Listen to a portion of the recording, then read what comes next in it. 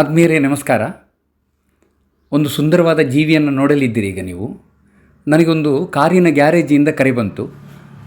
ಒಂದು ಕಾರಿನೊಳಗೆ ಒಂದು ವಿಶೇಷ ಜಾತಿಯ ಬಹಳ ಸುಂದರವಾದ ಕಪ್ಪೆ ಇದೆ. ಅದು ಯಾವುದಂತ ನಮ್ಗೆ ಗೊತ್ತಾಗ್ತಾ ಇಲ್ಲ, ಅದನ್ನು ಏನು ಮಾಡಬೇಕಂತ ಗೊತ್ತಾಗ್ತಾ ಇಲ್ಲ. ಚೂರು ಬರ್ಬೋದಾ ಅಂತ ಕೇಳಿದರು. ನಾನು ತಕ್ಷಣ ಅಲ್ಲಿಗೆ ಹೋಗಿ ನೋಡುವಾಗ ಈ ಕಪ್ಪೆ ನಮ್ಮ ಕರಾವಳಿಯಲ್ಲಿ ಎಲ್ಲೂ ಕಾಣಲಿಕ್ಕೆ ಸಿಗೋದಿಲ್ಲ.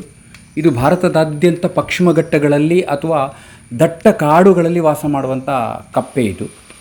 ಇದರ ಹೆಸರು ಮಲಬಾರ್ ಗ್ಲೈಡಿಂಗ್ ಫ್ರಾಗ್ ಅಂತ ಕರೀತಾರೆ, ಅಥವಾ ಮಲಬಾರ್ ಹಾರುವ ಕಪ್ಪೆ ಅಂತ ಕರೀತಾರೆ.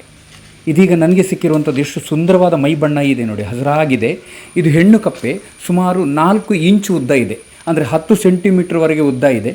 ಇದನ್ನು ಬೇರೆಲ್ಲೂ ಬಿಡಲಿಕ್ಕೆ ಸಾಧ್ಯ ಇಲ್ಲ, ಯಾಕಂದ್ರೆ ನಮ್ಮ ಎಲ್ಲಿ ಕರಾವಳಿಯಲ್ಲಿ ಎಲ್ಲೂ ಬಿಟ್ಟರೂ ಅದಕ್ಕೆ ಸರಿಯಾದ ಪರಿಸರ ಅಲ್ಲ.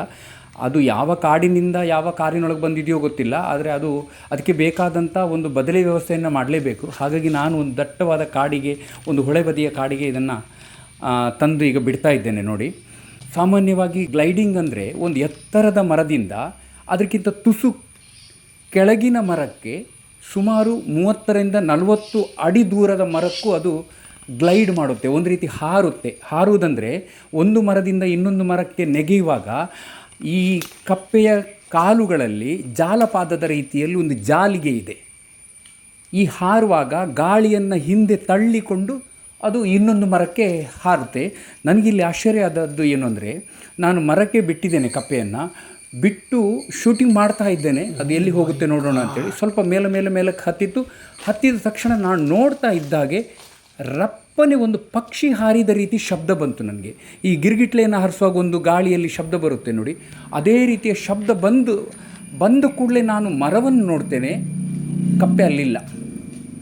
ಆ ಹಕ್ಕಿಯ ರೀತಿ ಸುಮಾರು 20 ಅಡಿ ದೂರದ ಇನ್ನೊಂದು ಬಳ್ಳಿ, ಮರದಲ್ಲಿರುವಂಥ ಒಂದು ಬಳ್ಳಿಯ ಮೇಲೆ ಹಾರಿ ಹೋಗಿ ಎಲ್ಲಿ ಅವಿತುಕೊಂಡಿತ್ತು ಅಂತ ಗೊತ್ತಿಲ್ಲ, ಅಷ್ಟು ವೇಗವಾಗಿ ಹಾರಿ ಮರೆಯಾಯಿತು. ಇದು ಈಗ ಜೂನ್ನಿಂದ ಸೆಪ್ಟೆಂಬರ್ವರೆಗೆ ಇವುಗಳ ಸಂತಾನೋತ್ಪತ್ತಿ ಕಾಲ.